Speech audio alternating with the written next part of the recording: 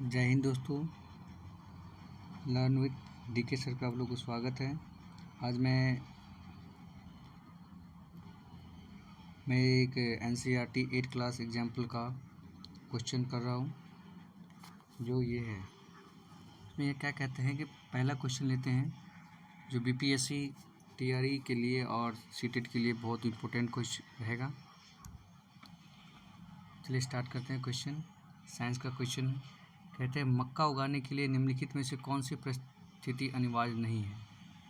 तो मक्का उगाने के लिए कौन सी परिस्थिति अनिवार्य नहीं है, तो इसका आंसर क्या होगा? उच्च तापमान, आर्द्रता, निम्न तापमान, वर्षा।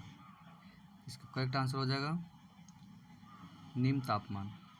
क्या हो जाएगा? निम्न तापमान इसके लिए वेरी इंपॉर्टेंट है, क्योंकि इसके लिए कम पानी की आवश्यकता होती है। मक्का उगाने के लिए मतलब टेम्परेचर कम जरूरत पड़ता है। ठीक है, आगे चलते हैं। दूसरी बात क्या है? अदरक के प्रवर्धन में आमतौर से किसे उपयोग किया जाता है? तो अदरक और हल्दी जो होता है, अदरक इसमें आलू प्रकंद का यूज करते हैं। किसका? प्रकंद का। इसका आंसर क्या हो जाएगा? बी, प्रकंद। चलिए आगे चलते हैं। फिर थर्ड क्वेश्चन है कि जैव खाद के संदर्भ में निम्नलिखित में से कौन सा कथन सही नहीं है? जैव खाद के संदर्भ में कौन सा कथन सही नहीं है? तो यह मृदा की जलधारिता क्षमता को बढ़ा देती है। इसमें सभी पादप पोषक संतुलन मात्रा में होते हैं। यह मृदा को ह्यूमस प्रदान करती है, या इसमें मृदा की बनावट बेहतर हो जाती है। क्या होता है इसका आंसर? इसका करेक्ट आंसर हो जाएगा आपका बी। इसमें सभी पादप पोषक संतुलन मात्रा में होते हैं। सभी पादप पोषक संतुलन मात्रा में होते हैं। ठीक है, अगला क्वेश्चन है अनाज से भूसी चोकर को अलग करने की प्रक्रिया के लिए प्रयोग की जाने वाली शब्द है। अनाज है, अनाज जो खेत से कटा कर आता है, जो उसमें जो अनाज से जो भूसी है उसको चोकर के बाद थ्रेसिंग किया जाता है। उसके बाद जो किया जाता है ना, तो क्या किया जाता है? थ्रेसिंग के बाद कौन कहाँ कर भूसी को अलग करना है, तो फटकना, छानना तो नहीं करेंगे, हाथ से चूनना तो नहीं करेंगे।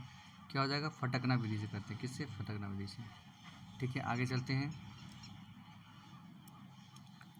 5 नंबर क्वेश्चन, नीचे दिए गए कथनों को आपको मिलान करना है। ठीक है, इस क्वेश्चन में आपको मिलान ये करना है कि बीजों के अंकुरण के लिए आर्द्रता की आवश्यकता होती है। बीजों के अंकुरण के लिए आर्द्रता की आवश्यकता होती है। आपको ये पता करना है कि कथनों को समुच्चय को चुने संकेत मिलता है कि फसलों की सिंचाई की क्यों आवश्यकता होती है, क्यों आवश्यकता होती है। ठीक है, तो बीज के अंकुरण के लिए आर्द्रता की आवश्यकता, यस, बीज के अंकुरण आवश्यकता होती है, सही है। पोषकों का अवशोषण अधिकांशतः घुली हुई अवस्था में होती है। यह सभी कोई पोषक चीज़ है उसको अवशोषण जो करता है अधिकांशतः घुली हुई अवस्था में होता है, तो नमी चाहिए। ठीक है, ये भी सही है। सिंचाई करने के लिए फसल पाले और उष्ण वायु प्रवाह से बची रहती है। कहता है क्या है कि मतलब ये है कि जो पाले है उससे बची रहती है? नहीं, ऐसा कोई ज़रूरत नहीं है, ऐसा कोई ज़रूरत नहीं है। सिंचाई करने से मृदा बनावट बेहतर होता है? नहीं, सिंचाई करने से मृदा बनावट बेहतर कैसे होगा? कोई उसको सजाना थोड़ी ना है। तो ऑप्शन क्या होगा? 1 और 2 सही हो रहते हैं। आपका क्या हो जाएगा? ए। ठीक है, चलिए आगे चलते हैं। 6 नंबर क्वेश्चन क्या कहता है? खेत में से खरपतवार निकालने के लिए किसान निम्नलिखित में से कौन से औजार का उपयोग करते हैं? देखिए, औजार का अलग अलग टाइप है, दे सकते हैं। इसमें क्या कहता है? फावड़ा, हल, कुल्हाड़ी, फावड़ा, हल, कुल्हाड़ी, कल्टीवेटर। तो इसमें से किसका उपयोग करते हैं?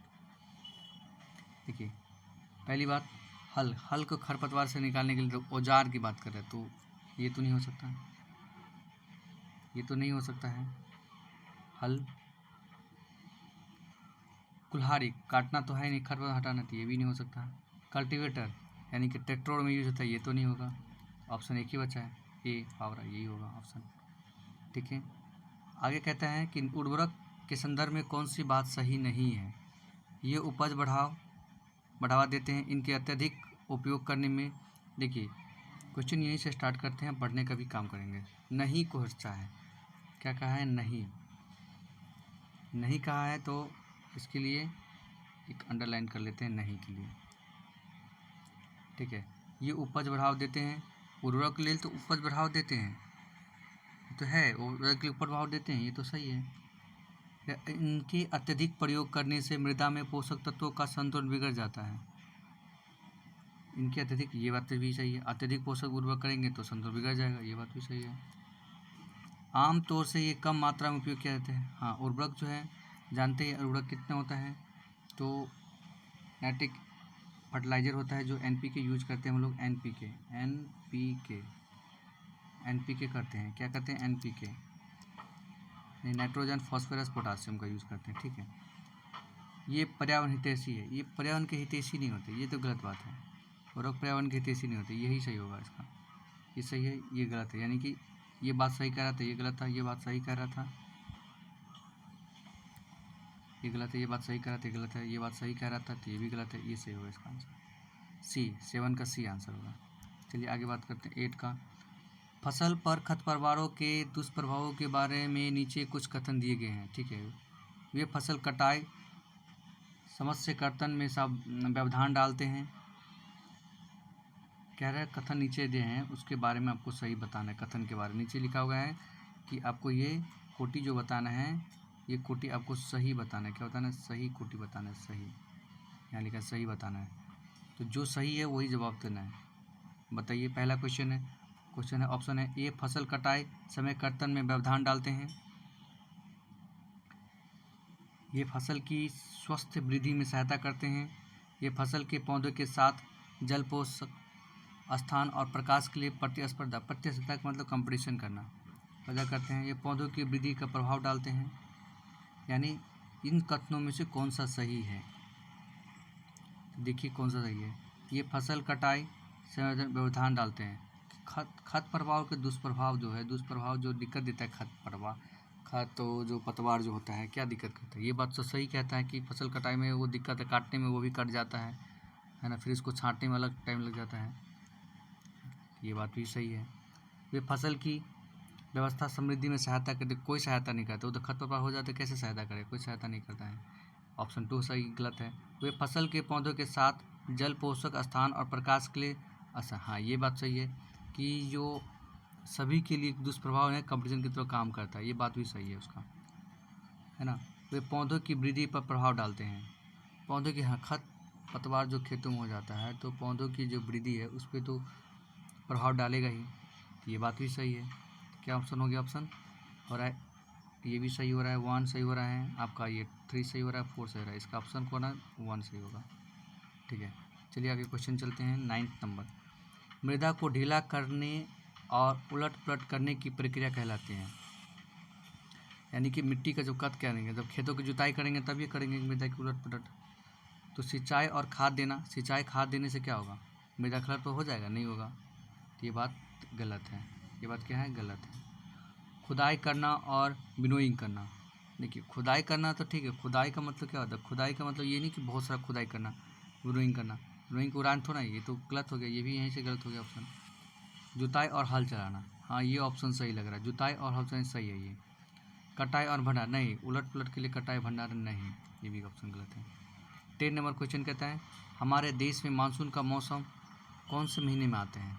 देखिए पता है मानसून का मौसम सबसे पहले किस मौसम में आते हैं, आपको किस मौसम में आते हैं, जून में आते हैं, जून से लेकर सितंबर तक होता है, और जून से सितंबर तक होता है। पहले मानसून कहाँ आता है पता है आपको, केरल में आता है, केरल की तरफ से, केरल में आता है, ठीक है, केरल में।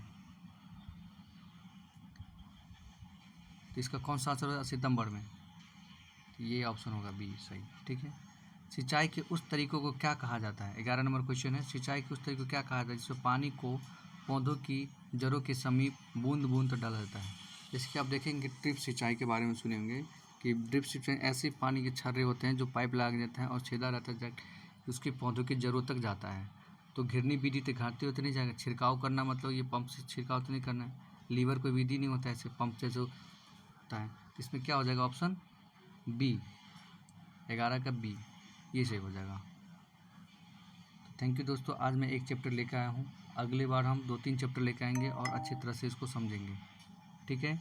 और NCERT 8 क्लास का सभी क्वेश्चन हम अपडेट करके आपको क्वेश्चन को आंसर को रिलेट कर देंगे। ठीक है,